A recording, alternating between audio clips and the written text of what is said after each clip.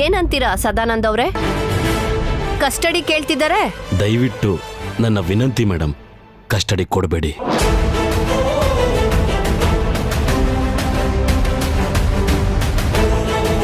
ಯಾಕೆ ಕಸ್ಟಡಿ ಕೊಡಬಾರ್ದು? ಯಾಕಂದ್ರೆ SI ನನ್ನ ಕಕ್ಷಿದಾರನನ್ನ 3rd ಡಿಗ್ರಿ ಟ್ರೀಟ್ಮೆಂಟ್ ಮಾಡಿದ್ದಾರೆ. ಸಮಾಜದಲ್ಲಿ ನನ್ನ ಕಕ್ಷಿದಾರನಿಗೆ ಒಳ್ಳೆ ಹೆಸರಿದೆ ಮೇಡಮ್. ಸ್ಟೇಷನಲ್ಲಿ ಅವರನ್ನಿಟ್ರೆ ಅವರು ಕುಗ್ಗೋಗ್ಬಿಡ್ತಾರೆ ಮೇಡಮ್. ಹೌದು ಮೇಡಮ್, ನನ್ನ ಕಣ್ಣೆದುರಿಗೇನೆ ಅಣ್ಣಂಗೆ ಶರ್ಟು ಪಂಚೆ ಎಲ್ಲ ಬಿಚ್ಚಿಸಿ ಒಳ ಉಡುಪಲ್ಲೇ ನಿಲ್ಸಿದ್ರು ಮೇಡಮ್.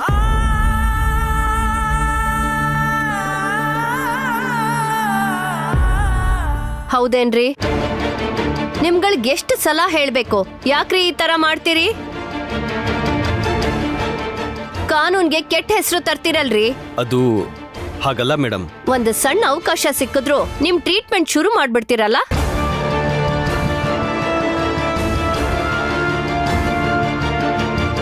ಸರಿ ಹೇಳಿ. ಈ ವ್ಯಕ್ತಿ ಅವ್ರ ಗದ್ದೆಲಿ ಕೆಲಸ ಮಾಡೋ ವ್ಯಕ್ತಿಯಿಂದ ಕಳ್ಳತನ ಮಾಡಿಸಿದ್ದಾರೆ, ಆಮೇಲೆ ತಲೆ ಮರೆಸ್ಕೊಂಡ್ಬಿಟ್ಟಿದ್ದಾರೆ.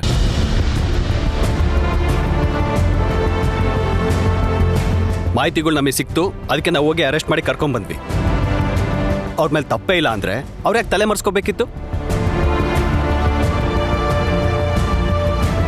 ಮೇಡಮ್, ನನ್ನ ಕಕ್ಷಿದಾರರು ಹತ್ತೂರಲ್ಲಿ ಒಳ್ಳೆ ಹೆಸರಿರುವಂತವ್ರು.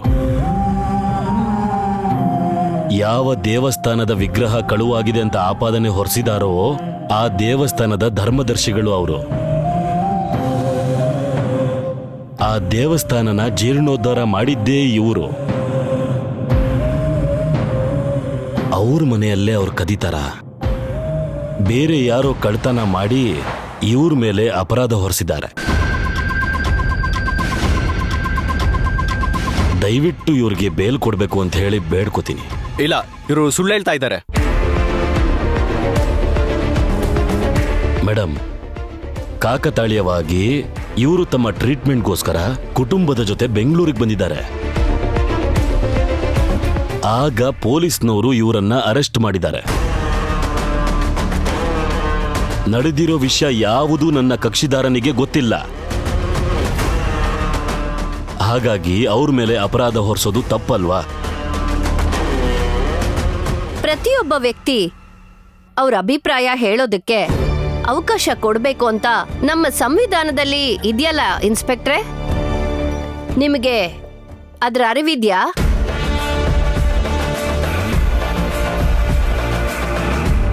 ಅಷ್ಟೇ ಅಲ್ಲ, ಅವರು ಹಾರ್ಟ್ ಪೇಷಂಟು.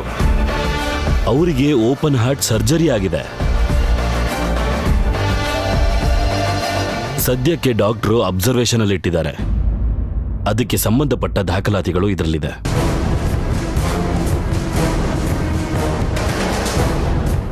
ನನ್ನ ಕ್ಷಮಿಸ್ಬಿಡು ಅಣ್ಣ.